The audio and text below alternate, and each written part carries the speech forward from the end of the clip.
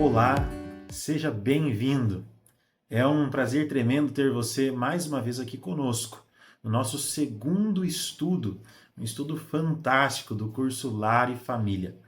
Que bom que a sua família está investindo tempo, tanto em comunhão com Deus, quanto também em tempo de qualidade para passar juntos, tendo o objetivo de reconstruir talvez algo que foi quebrado, ou quem sabe renovar o amor dentro do lar, ou até mesmo aperfeiçoar aquilo que já está bom.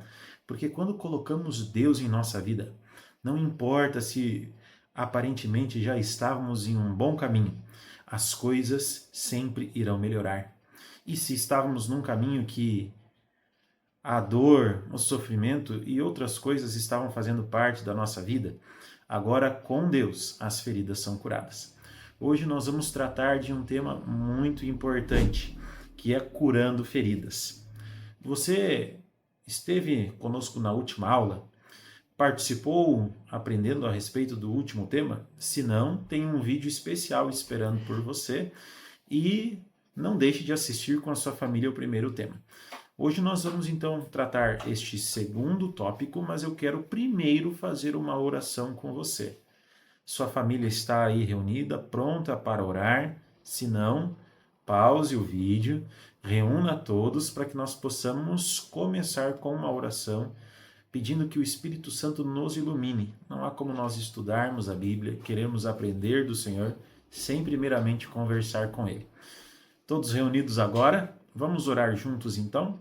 Feche os seus olhos em reverência e vamos falar com Deus. Maravilhoso Senhor, nosso bondoso Pai, obrigado por mais uma oportunidade maravilhosa de aprendermos um pouquinho mais a respeito da Tua vontade para a nossa vida, dos Teus planos e dos Teus desígnios para a nossa família.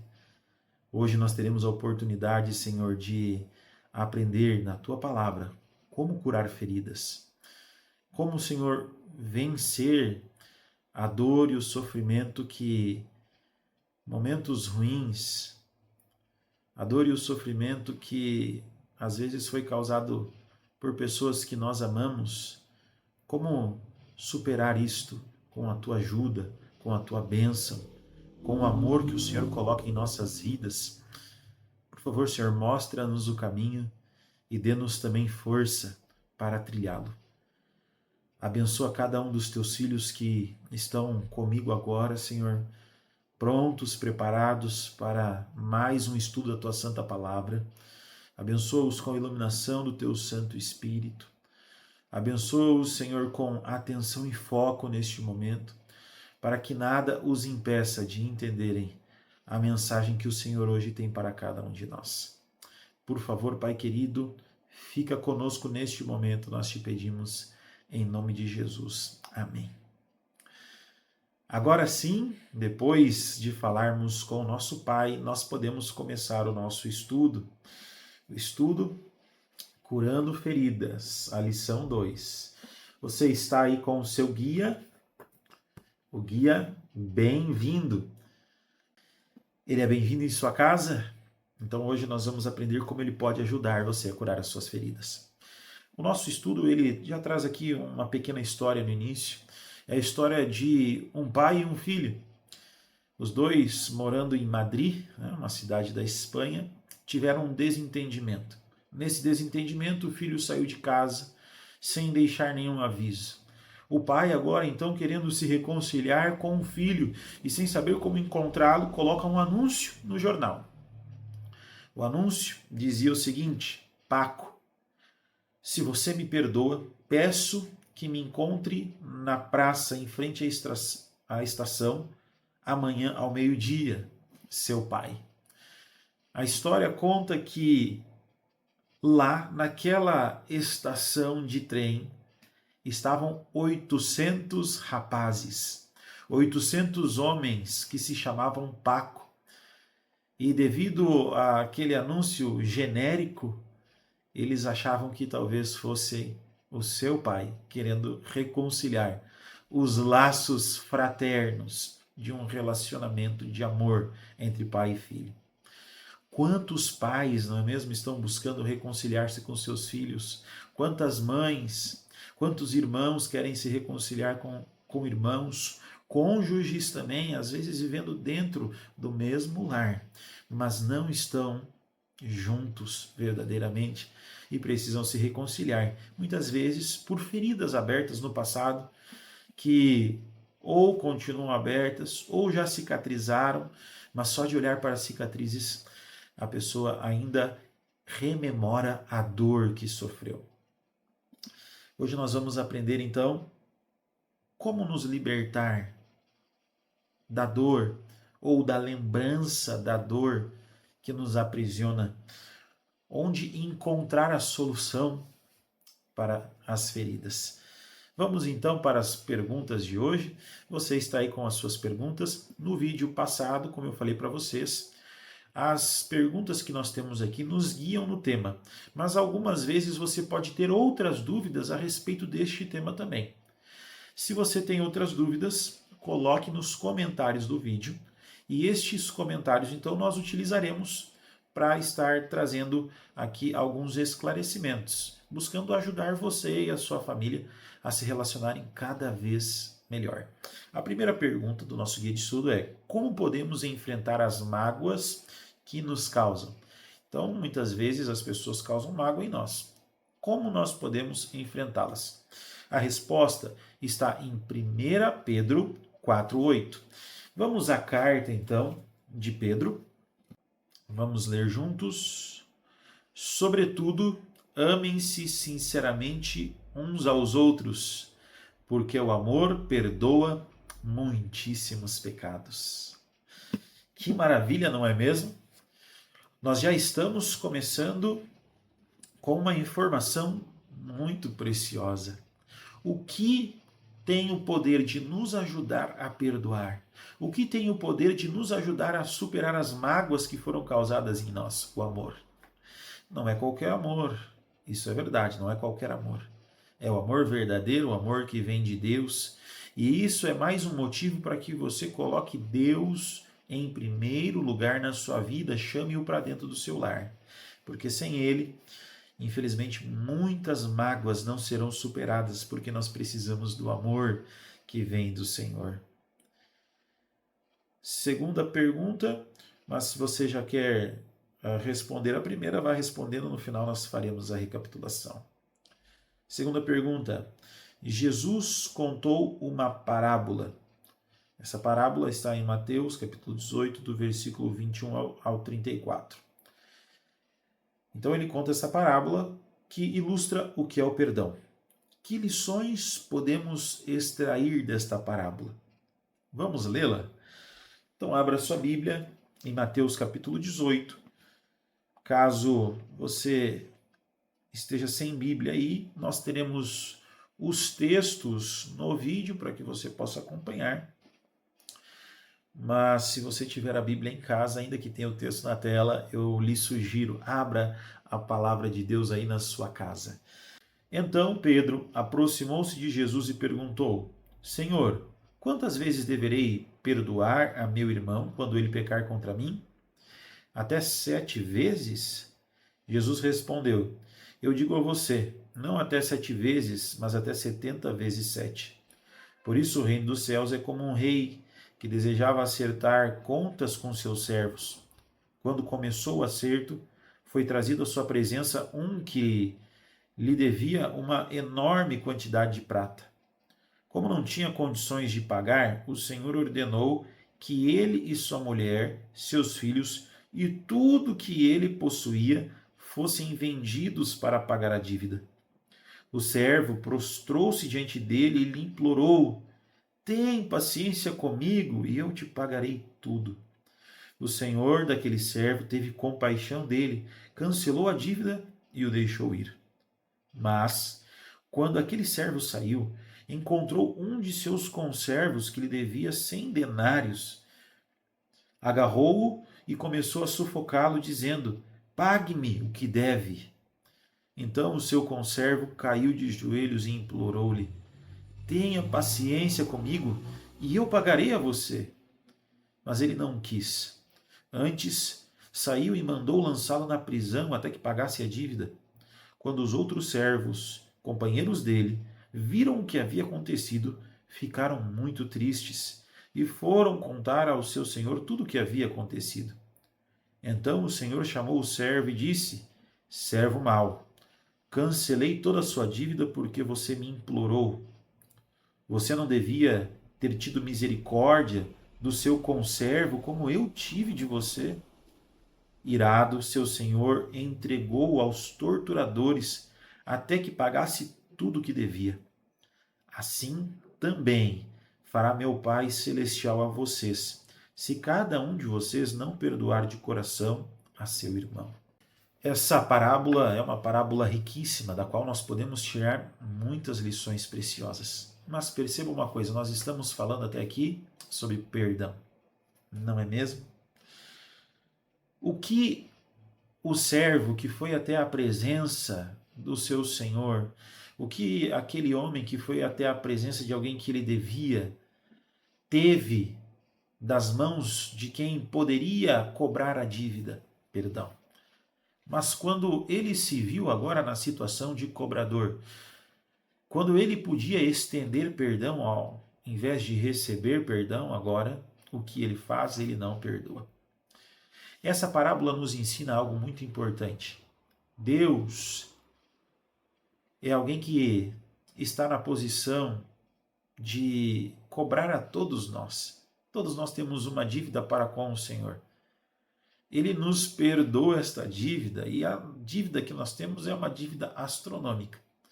Ali diz que o homem devia muita prata, muito dinheiro. Já o outro devia uma quantia não tão grande, 100 denários. E agora, tendo a sua dívida perdoada, ele não consegue perdoar a seu irmão. Nós temos uma dívida astronômica para com Deus, Deus nos perdoa. Mas e quando os nossos irmãos têm dívidas conosco, nós perdoamos? Na oração do Pai Nosso, Cristo nos ensinou que devemos orar assim: Pai, perdoa-nos, assim como nós perdoamos aqueles que nos têm ofendido. Perceba que se você não pode fazer essa oração, você não pode receber o perdão de Deus. Se você não pode dizer que tem perdoado aqueles que lhes têm ofendido, você não pode pedir o perdão de Deus. Porque nós pedimos o perdão de Deus da mesma maneira como nós temos perdoado os nossos inimigos. A questão é que você tem amigos em casa. Você tem familiares em casa, pessoas que você ama em casa. Você não deve tratá-los como inimigos, é claro, mas o perdão que você deve estender a eles é o perdão que o Senhor pede que nós venhamos a estender àqueles que nos magoam, aqueles que nos machucam, em algum momento nós vemos como alguém que está contra nós. Os discípulos perguntam para Jesus: Senhor, devemos perdoar 7 vezes?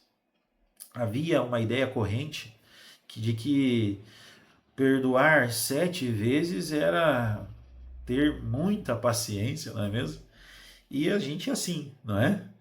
Uma vez nós perdoamos, 2 vezes nós sabemos, né? É humano, então nós perdoamos, 3 vezes já é demais. Não há esse ditado? Então, se alguém faz algo para nós 3 vezes, dificilmente nós toleramos. Agora, eles tinham mais tolerância, 7 vezes. E aí então Jesus diz: não 3, não 7, 70 vezes 7, 490 vezes. Quem é que conta até 490? Você já teria perdido as contas se fosse contar. O que Cristo está dizendo é: perdoemos sempre. Sempre. Quem compreende o perdão que recebeu de Deus, perdoa. Porque a dívida que nós temos para com Deus é astronômica. Por que não vamos perdoar pequenas ofensas? Eu sei que dói, eu sei que machuca, eu sei que parece grande, mas em vista daquilo que Deus lhe perdoou, as dívidas que as pessoas têm com você são pequenas.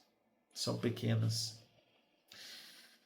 Eu duvido que alguém tenha falhado tanto com você quanto nós falhamos com Deus, aquele que entregou a sua vida por nós. Você precisa perdoar o seu cônjuge. Você precisa perdoar o seu filho, a sua filha. Você precisa perdoar o seu pai. Você precisa escrever uma carta. Você precisa chamar para conversar. Você precisa olhar nos olhos e dizer: eu te perdoo. Ou quem sabe, por favor, me perdoe. Se você quer realmente ter cura no seu relacionamento, na sua casa, no seu lar, o perdão precisa fazer parte. Precisa fazer parte. Talvez você diga: pastor, você está falando sobre perdão porque você não sabe o que fizeram comigo, o quanto eu sofri, o quanto pisaram em mim. Eu não sei. Não há como eu dizer para você que eu sei o que você está passando. Talvez você está olhando e nós nem nos conheçamos ainda pessoalmente. Você está vendo esse vídeo, participando desse curso, e nós não nos conhecemos, então não tem como eu saber. E aqueles que eu conheço, talvez eu não saiba a sua história de maneira completa. Contudo, quem deu este conselho não fui eu, quem deu este conselho foi Deus, e Deus conhece, Deus sabe a sua história, Deus sabe cada lágrima que você derramou, Ele conhece você melhor do que você mesmo, Ele não está indiferente ao seu sofrimento, tampouco nada está encoberto aos seus olhos, não há nada da sua vida que Ele não saiba, e ainda assim Ele te aconselha, o conselho é de Deus. Ainda assim Ele está dizendo: perdoe, é o melhor para você. Não perdoe 3, não perdoe 7, mas 70 vezes 7 esteja disposto sempre a perdoar. Eu estou tomando tempo com esta pergunta e com a resposta que nós encontramos, porque esse é o ponto central deste nosso estudo. Você precisa perdoar. Vamos para as próximas perguntas. Vamos avançar aqui no estudo, então. Até aqui nós estávamos falando do relacionamento horizontal com os nossos irmãos. Mas agora vamos falar um pouquinho do relacionamento vertical com o nosso Deus.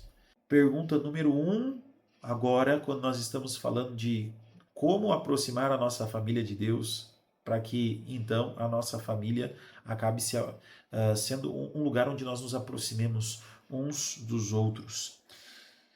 A primeira pergunta é: como era a terra quando saiu das mãos do Criador? Vamos lá então, Gênesis 1:31. Diz assim: e Deus viu tudo o que havia feito, e tudo havia ficado muito bom. Passaram-se a tarde e a manhã, e esse foi o sexto dia. O sexto dia da criação, para aqueles que talvez não estejam tão familiarizados com o relato bíblico, é o último dia da obra criativa de Deus. Deus, então, ele para de criar no sexto dia. Ele cria, né, todos os dias da semana até o sexto, e aí no último dia da semana, o sétimo, ele descansa. Então, no sexto dia, onde ele termina toda a sua obra criada na terra, ele diz o que? Tudo ficou muito bom, era maravilhoso, era perfeito. A terra era perfeita, tudo que fora criado era perfeito. Infelizmente, não é essa a realidade que nós conhecemos hoje em dia, não é mesmo?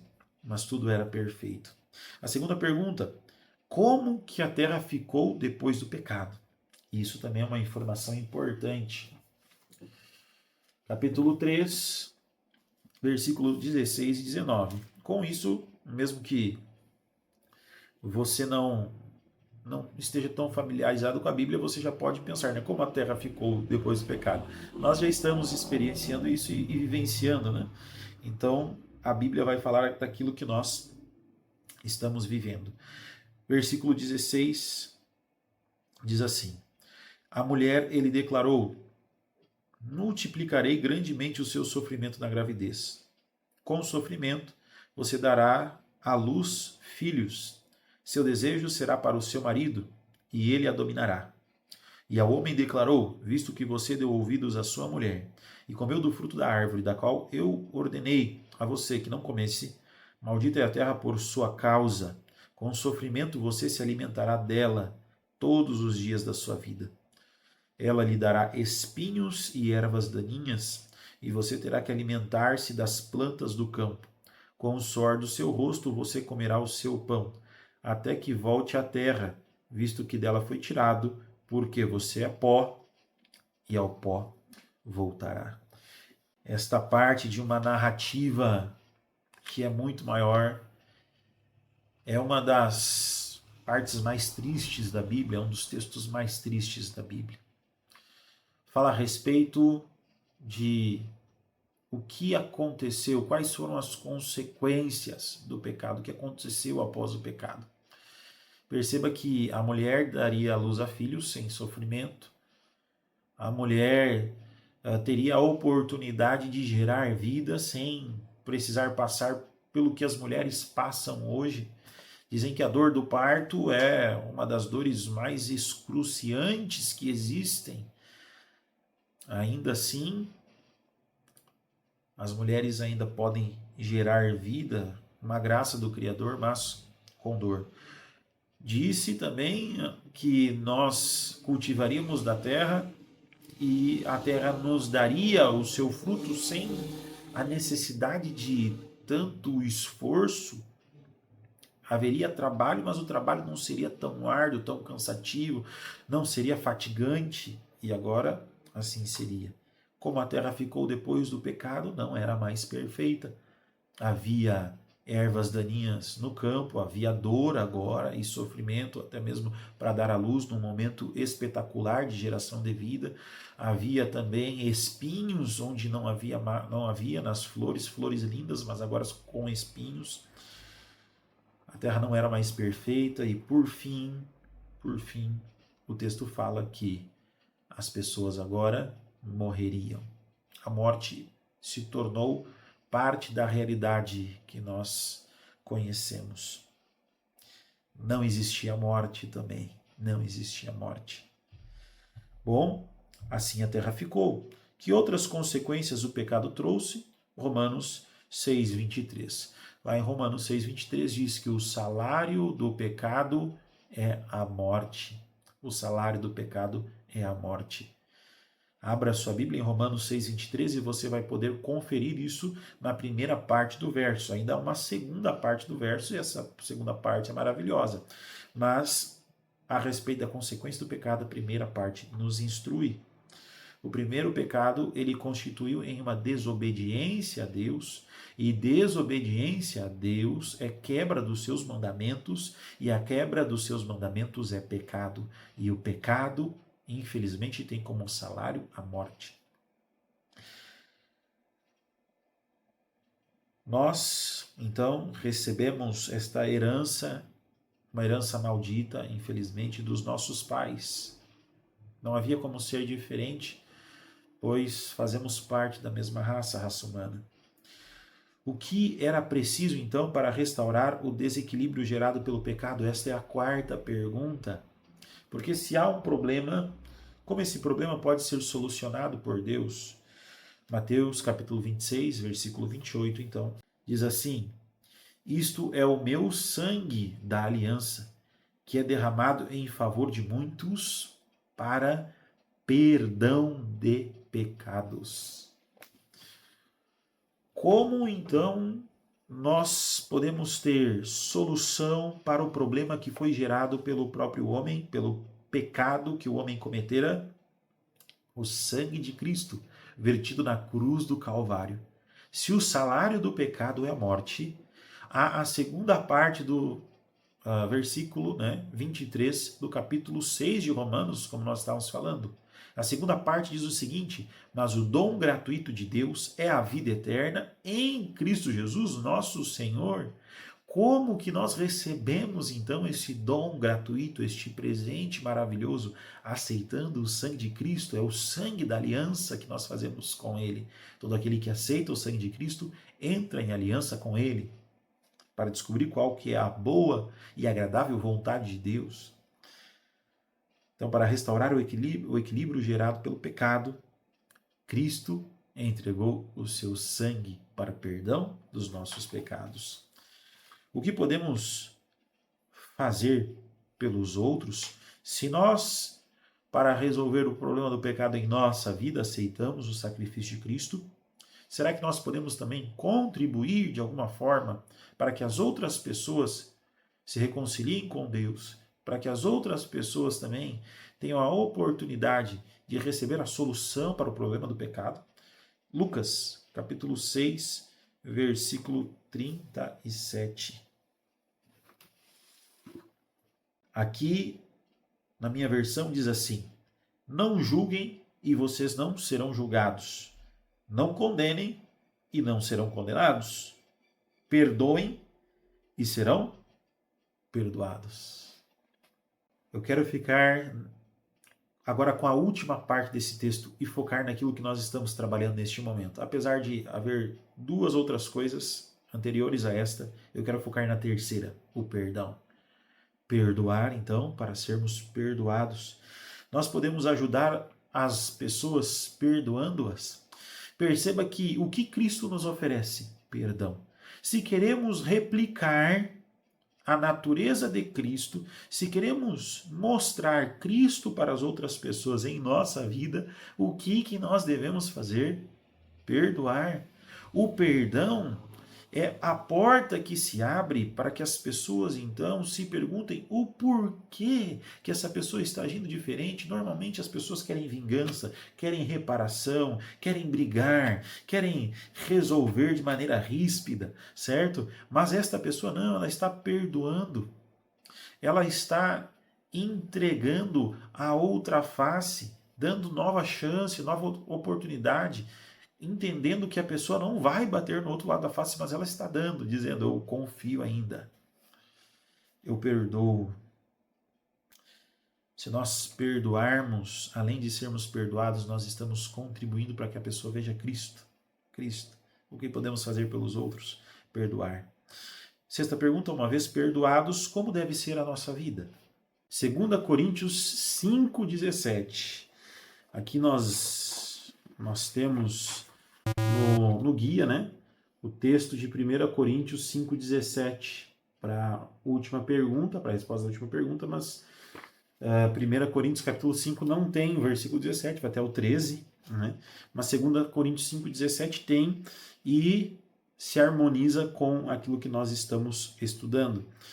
Então, 2 Coríntios 5,17 diz assim: portanto, se alguém está em Cristo, é nova criação.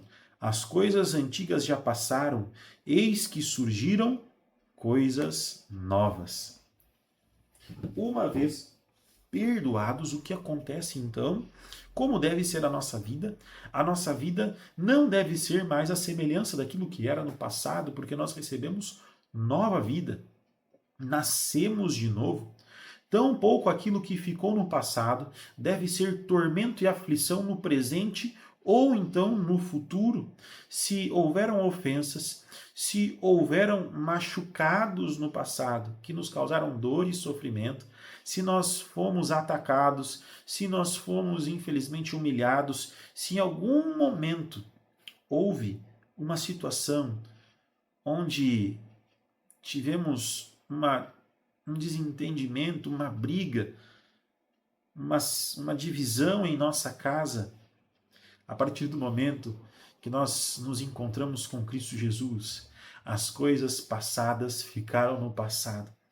As coisas do presente agora se fazem novas para que nós vivamos no futuro uma vida nova com Cristo Jesus. Essa vida nova é uma vida de perdão, é uma vida de recomeço, é uma vida onde nós poderemos harmonizar as relações dentro do nosso lar. Em Cristo nós temos uma oportunidade de recomeço. E talvez é isso que o seu lar, o seu relacionamento está precisando. Recomeço, perdão, reconciliação, uma nova oportunidade para que as coisas se façam novas. Muitas vezes nós estamos esperando, dizendo para o Senhor: Senhor, por favor, resolva os meus problemas para que eu possa focar em Ti. E o Senhor está dizendo: meu filho, foque em mim para que eu resolva os seus problemas. Senhor, por favor, resolva os meus problemas para que eu me entregue a Ti. E Deus está dizendo: meu filho, se entregue a mim para que eu resolva os teus problemas. Às vezes você está dizendo: Senhor, esse relacionamento está destruído. Por, por favor, faça algo para que eu possa me entregar nas tuas mãos. E o Senhor está dizendo, se entregue nas minhas mãos, para que então eu possa renovar, para que eu possa reconstruir, para que eu possa restaurar o seu relacionamento, o seu lar. Eu quero orar com você mais uma vez. Nós vamos encerrar este estudo com uma oração. Com a sua família aí reunida, feche os seus olhos e vamos falar com Deus mais uma vez. Querido Senhor, nosso Pai, te agradecemos porque Tu és maravilhoso para conosco. As Tuas misericórdias são a causa de estarmos aqui, de não termos sido consumidos. A Tua graça, Senhor, é a causa de nós termos sido criados e também perdoados, recebendo nova chance. O Teu amor levou Cristo Jesus a ser entregue na cruz do Calvário por nós. Cristo Jesus se entregou. Nós não temos noção, ó Pai, do que é isso. Mas nós sabemos que este sacrifício nos dá a oportunidade de nos entregarmos mais uma vez em Tuas mãos, de recebermos perdão, de sermos justificados, tornados justos, para então vivermos a vida eterna que o Senhor nos dá. Pai querido, enquanto esse momento não chega, nós estamos aqui neste mundo de pecado. Mundo mau. Era perfeito, mas não é mais. Voltará a ser perfeito, mas ainda não é. E por isso enfrentamos aqui muitas dificuldades. Dificuldades estas também que se estendem para o lar. Por sermos pecadores e falhos, maltratamos, às vezes xingamos, às vezes, Senhor, agredimos com palavras, machucamos pessoas, fazemos coisas que não deveríamos ter feito, às vezes quebramos, Senhor, a confiança, e os relacionamentos, então, eles se enfraquecem cada vez mais, se dilaceram e parecem que não podem ser reconstruídos, mas o Senhor diz hoje para cada um dos que estão participando desse curso, é possível reconstruir, é possível restaurar, é possível curar, regenerar. Isso vem através do amor e do perdão. Por isso, Pai, naquilo que falta em nós, coloca a Tua mão poderosa, para que possamos perdoar, para que possamos superar, Senhor, as coisas que ficaram no passado, deixar o rancor, a mágoa, o ressentimento para trás, nos apropriarmos, Senhor, das bênçãos que o perdão Ele proporciona.